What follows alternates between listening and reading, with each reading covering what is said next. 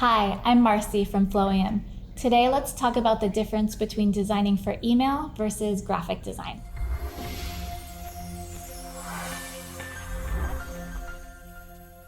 Hey, it means world to us if you click subscribe and hit the bell button because it helps our channel to grow and gives us ability to produce content for free for you. So what are some of the differences between graphic design and email design?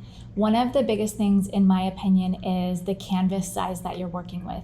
Emails are small. Your canvas is typically not going to be larger than 600 pixels wide, and your audience has a very short attention span. So within the first few seconds of opening the email, they need to know a lot of information like, who are you? What's the point of this email? Are you offering me something? Are you teaching me something? And what action am I supposed to take? That all needs to be done within just a few seconds. So let's look at this example from a client. Number one, who is the brand? So we know this is this brand. We can see the branding here.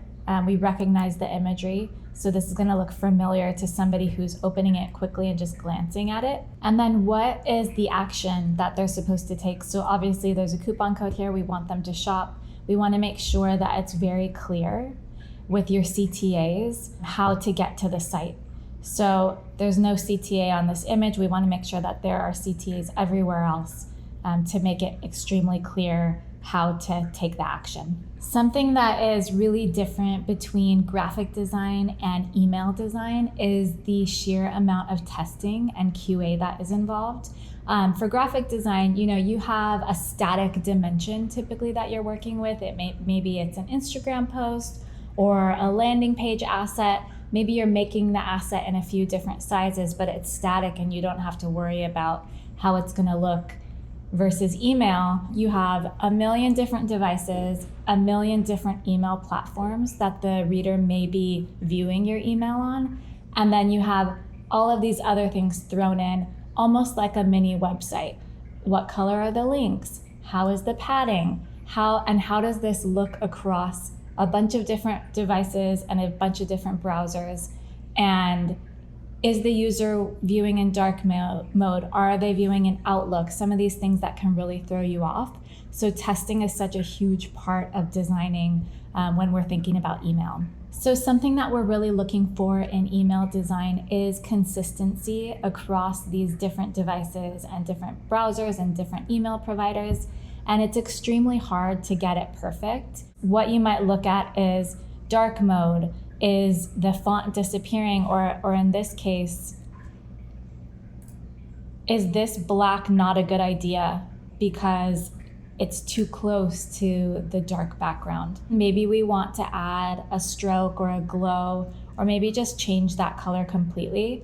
Some other things are like your colors, they're going to change. Like this creamy color, it's now turning green, and is that going to be okay for your client?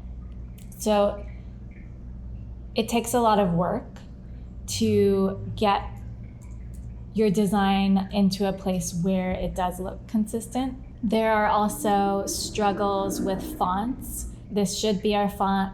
It's not displaying over here. It is displaying over here. And it's sort of going into each device and trying to troubleshoot why your font is not loading. Maybe that font is not available for that type of device, and then having to explain that to your client because the font is appearing totally normal on their website, and it's hard to explain why these fonts are not supported in email. And then here, and the links, our links are supposed to be black.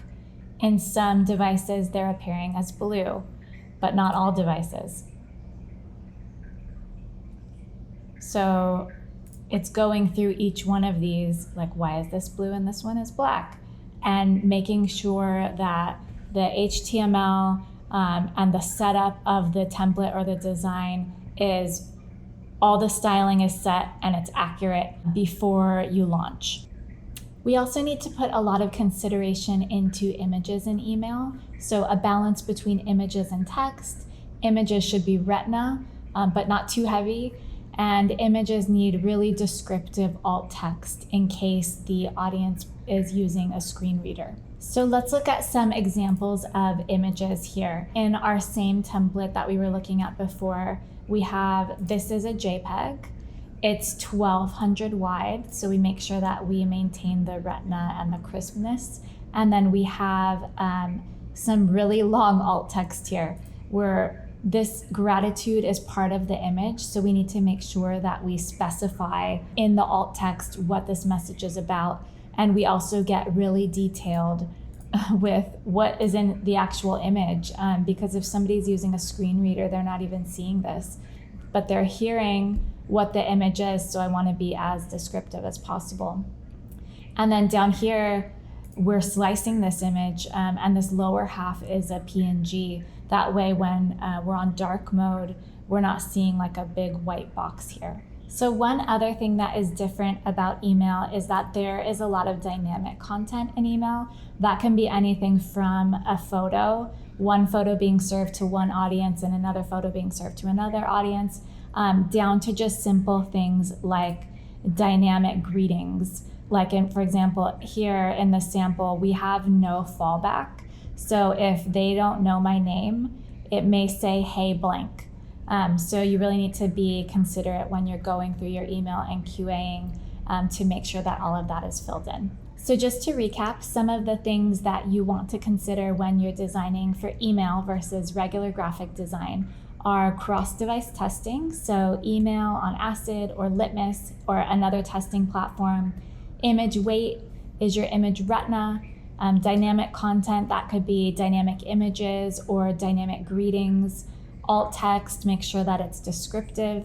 And then your email size needs to be under 102 kilobytes, which sounds really small. We have another video on that, which we will link below. Hey, if you're watching this and you like what you see, please hit subscribe and hit the bell because it helps us grow our channel.